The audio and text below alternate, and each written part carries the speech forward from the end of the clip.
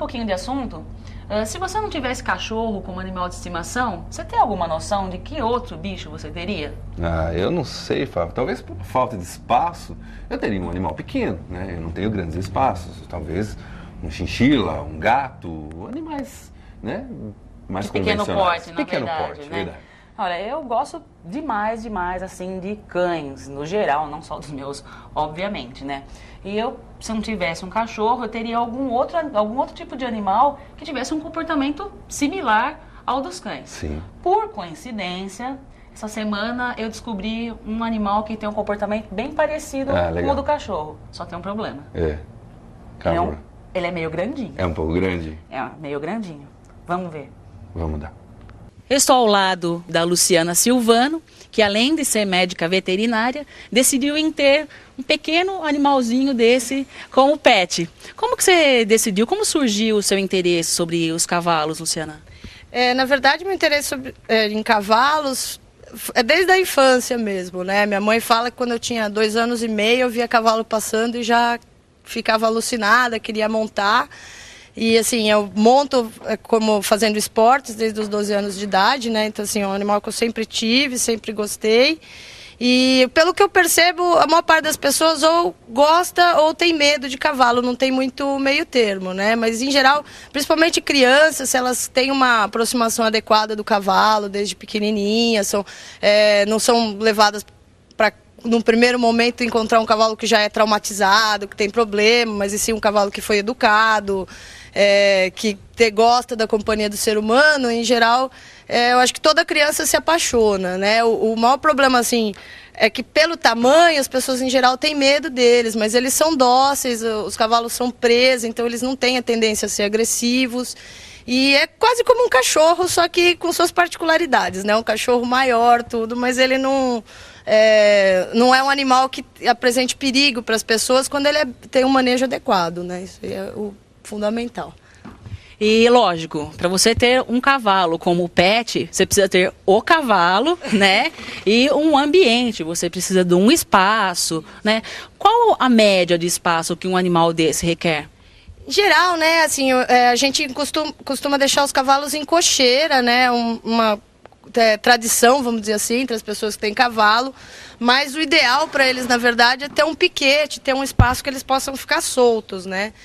Uma cocheira de aproximadamente 3 metros quadrados, em geral, já resolve. Agora o piquete precisa ser um pouco maior para ele ter como se exercitar. Os cavalos que ficam única e exclusivamente em cocheira, eles precisam do exercício todo dia, para manter a saúde deles, né? Eles não podem ficar confinados o tempo inteiro, porque eles vão ter problema, eles vão ter cólica, que é grave para animal dos equinos, e eles podem até vir a ficar estressados, fica um cavalo difícil de manusear, né? Então, em geral, assim, o ideal é que você tenha espaço para ter pelo menos a cocheira, para ele poder dormir, ficar abrigado de chuva, do frio, e um piquete que ele possa se exercitar quando você não puder estar montando, trabalhando esse animal para ele fazer o exercício. E se eu quero ter um cavalo como animal de estimação e eu não tenho um sítio, eu não tenho um espaço, me parece que existem locais onde você loca, como é que é? Isso, existem vários lugares, né? A gente tem hípicas, aqui, por exemplo, que é um centro hípico aqui, o Pectus, né? E que existem cocheiras de aluguel, piquetes que você pode alugar, então tem várias opções que você pode ter, dependendo do esporte que você quer fazer, você vai procurar um determinado grupo de pessoas que tenham cocheiras, tenham pistas, tudo para você treinar o seu animal, né? Por exemplo, no meu caso que eu faço enduro, aqui para mim é o lugar ideal porque eu tenho acesso a várias trilhas, né? Com relevos diferentes para poder treinar minhas éguas. Mas assim, existem muitos lugares, não é difícil encontrar. O que você tem que adequar realmente é assim, o esporte que você quer fazer com o lugar que você vai colocar o seu cavalo. Mas assim, é muito tranquilo hoje em dia arrumar um lugar para alugar uma cocheira, ou mesmo até tem lugares que disponibilizam animais para aula, né? Então você nem precisa ter o seu cavalo, você pode começar a aprender a montar, começar a ter o primeiro contato com um animal que vamos dizer assim, alugado também, né? Para começar tudo o seu contato. Acho que ela gostou de mim. Está começando o seu contato hoje já. E em termos de alimentação, Nós vimos aqui alguns animais soltos, como você estava falando, né? Que tem que ter a baia, eles também ficam soltos. Lógico, todo mundo sabe que come o capinzinho, mas existe um outro tipo de alimentação também que complementa, seria isso? Isso. No caso, a gente trata os animais com ração, né, que a gente chama de concentrado também, mas isso não pode ser o alimento principal deles, né, um complemento.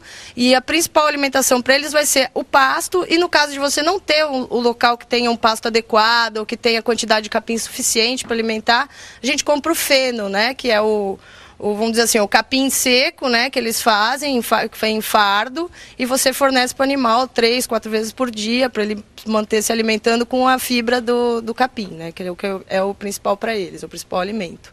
Assim como a maioria dos cachorros, a gente até estava comentando antes de começar aqui, gostam de salsicha, o cavalinho também gosta de um petisquinho, vamos dizer, né? Que é a cenoura. Eles ficam bastante interessados, né? Você utiliza isso para agradá-los, para conseguir que eles façam alguma tarefa? Qual o momento mais indicado, assim, para você usar esse tipo de petisco, vamos assim dizer?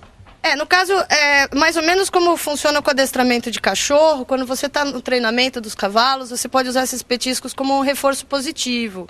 Então, quando o cavalo faz alguma coisa que você gosta, você dá para ele entender isso como uma recompensa, ou mesmo para acostumar o animal que às vezes tem medo do ser humano, de pegar no pasto, aquele cavalo que sai correndo, ele começa a se acostumar que ele vem e ganha um petisco, ganha uma cenoura, eles também às vezes dão maçã, tem alguns snacks feitos para equinos também, que eles gostam. Então você faz isso como uma recompensa mesmo pelo trabalho que ele fez. Você também pode usar para fazer alongamento no animal. Tem várias coisas que dá para você fazer utilizando os petiscos, mas sempre com esse objetivo de fazer um reforço positivo a partir de uma ação correta que o animal tomou, né? E em relação à higiene do pessoal, o cavalo toma banho, com que frequência? Em relação também à limpeza, que acho que deve ter dentro da baia, como que isso acontece na prática? A cocheira, né, a princípio ela é limpada todo dia, 1 ou 2 vezes por dia, para recolher fezes, urina, né? Tem a serragem, que a gente fala que seria a cama, né, que o pessoal chama do cavalo. Então a gente está sempre trocando, está sempre mantendo esse ambiente limpo, até porque é um cuidado com os cascos, você não ter essa cama suja, né? Com relação a escovar, em geral as pessoas escovam os cavalos quando vão montar, daí também tem uma variação de um lugar para o outro, tem lugar em que eles são escovados 1 ou 2 vezes por dia, todos os dias. E tem locais que dão banho todo dia, assim, não tem uma... O ideal é que se escove o animal todo dia. Por quê? Porque na hora que você vai escovar, também é a hora que você acaba observando o corpo dele todo, e se ele tiver algum machucadinho, que ele fez às vezes solto no piquete, o cavalo se machuca bastante, né, de fazer feridinhas, ou se ele tiver algum inchaço, alguma coisa em algum lugar do corpo, é a hora que você acaba achando isso, né? Então essa rotina diária de escovação é interessante, né? E o banho a gente dá mais quando eles estão mais sujos, ou quando tem algum evento, uma competição, ou uma prova, alguma coisa assim, que daí a gente vai dar o banho para eles ficarem bonitinhos mesmo. Agora, uma curiosidade, eu ouvi dizer já que esse tipo de animal, ele sente muito se o dono está estressado, se o dono ou o condutor que ele esteja acostumado está nervoso. Parece que eles têm um feeling bem forte, assim, né? Um elo, acho que até mais forte do que um cachorro. É verdade isso? É verdade, né? O que acontece é que eles, como eu falei, eles são presa. Então, eles se acostumam com o ser humano como se fosse parte do, vamos dizer assim, parte do grupo deles, né? Então, o que acontece, por exemplo, se você vê um grupo de zebras, se uma zebra, que é um animal selvagem, ficar assustada, estressada com alguma coisa, todo mundo estressa e todo mundo sai correndo, porque aquilo é um sinal para a zebra de que tem um predador chegando perto. A gente acaba fazendo a mesma coisa com o cavalo. Então o cavalo tem essa interação com você, ele confia em você, ele percebe que você está nervoso, por exemplo, você está montado até pela tensão da sua musculatura. Em vez de você relaxar, você se tensiona. O que isso passa para ele? Alguma coisa estranha, alguma coisa errada está acontecendo. E ele pega e fica nervoso, é uma coisa instintiva dele. Porque você, você de alguma forma está passando isso para ele. Tem alguma coisa que vai acontecer com a gente. Né? Então, assim, e eles percebem muito facilmente essa tensão pelo corpo da gente. Né? Quando você está montando, você fica mais tenso, eles sentem essa tensão no corpo deles. E por isso que eles têm essa interação de se a pessoa fica assustada, fica com medo deles, por exemplo, ele não sabe sabe que o medo é dele.